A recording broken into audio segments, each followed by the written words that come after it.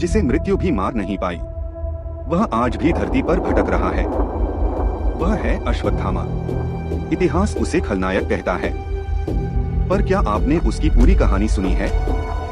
एक ऐसा श्राप जिसमें मृत्यु भी मुक्ति बन जाए। उस रात एक योद्धा नहीं, प्रतिशोध जन्मा था। कहा जाता है वह आज भी जंगलों में भटकता है। जब उसने अपने पिता का शव देखा, उस दिन दुनिया ने एक राक्षस नहीं, एक टूटा हुआ पुत्र देखा। 2 ब्रह्मास्त्र टकराने वाले थे और पूरा संसार खत्म हो सकता था। उसके माथे की मणि छिन गई और अमरता अभिशाप बन गई। कलयुग के अंत में एक शापित योद्धा वापस आएगा। वह खलनायक नहीं, वह अधूरी कहानी है। अमर योद्धा अश्वत्थामा की कथा एक दिव्य है, परंतु दुख भरा भी है।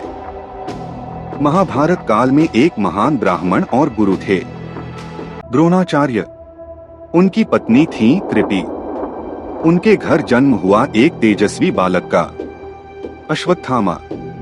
जन्म लेते ही उसने घोड़े की तरह जोर से रंभाया, इसलिए उसका नाम पड़ा अश्वत्थामा। लेकिन उसका बचपन वैभव में नहीं, गरीबी और अपमान में बीता। एक दिन छोटे अश्वत्थामा ने दूध मांगा, पर घर में दूध नहीं था। माँ ने आटे को पानी में घोलकर दे दिया। उस दिन अश्वत्थामा ने निर्धनता का अपमान अपने हृदय में हमेशा के लिए भर लिया। द्रोणाचार्य बाद में हस्तिनापुर के राजगुरु बने। उन्होंने कौरव और पांडव दोनों को शिक्षा दी। अश्वत्थामा बचपन से ही दुर्योधन का प्रिय मित्र बन गया था।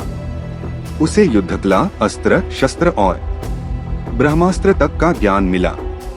वह जन्म से ही मणि लेकर पैदा हुआ था, जो उसे रोगों से बचाती थी और भूख प्यास से मुक्त रखती थी।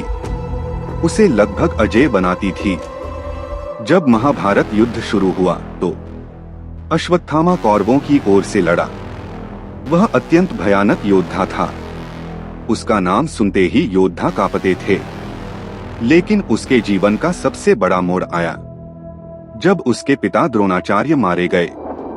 महाभारत युद्ध में जब पांडवों ने छल से कहा अश्वत्थामा मारा गया, यह सुनकर द्रोणाचार्य ने हथियार छोड़ दिए और उनका वध हो गया।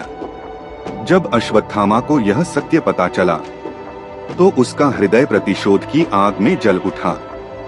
युद्ध लगभग समाप्त हो चुका था। कौरव हार चुके थे। लेकिन एक रात अश्वत्थामा ने पांडवों के शिविर पर हमला किया। उसने सोते हुए द्रौपदी के 5 पुत्र, कई महारथियों को मार डाला। यह महाभारत का सबसे क्रूर कार्य माना जाता है।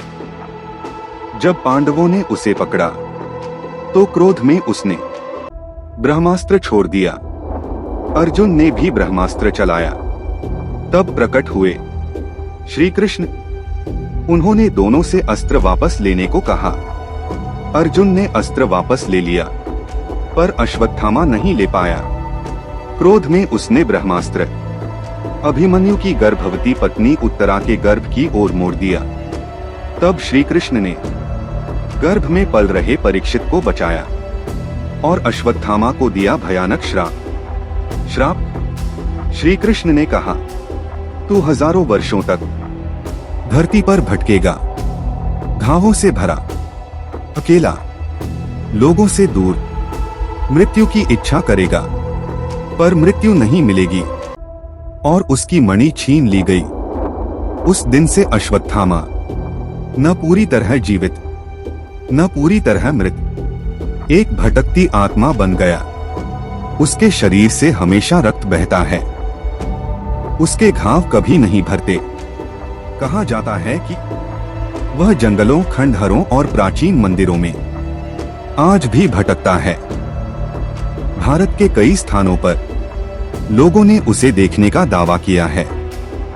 मान्यता है कि वह हिमालय, नर्मदा तट, जंगलों में भटकता रहता है। वह किसी से बात नहीं करता। उसकी आंखों में केवल पश्चाताप है। वह एक जीवित उदाहरण है कि क्रोध और प्रतिशोध मनुष्य को अमर होकर भी मृत बना देते हैं। शास्त्रों के अनुसार जब कलयुग अपने अंतिम चरण में होगा, तब भगवान कल की अवतार लेंगे। उस समय अश्वत्थामा फिर से प्रकट होगा। वह कल्कि का सहायक बनेगा और अधर्म के विनाश में भाग लेगा। तभी उसका श्राप समाप्त होगा, तभी उसे मुक्ति मिलेगी। इसी तरह के वीडियो देखने के लिए हमारे channel all time video creative को सब्सक्राइब करें और बेल आइकॉन दबाना न भूले। धन्यवाद।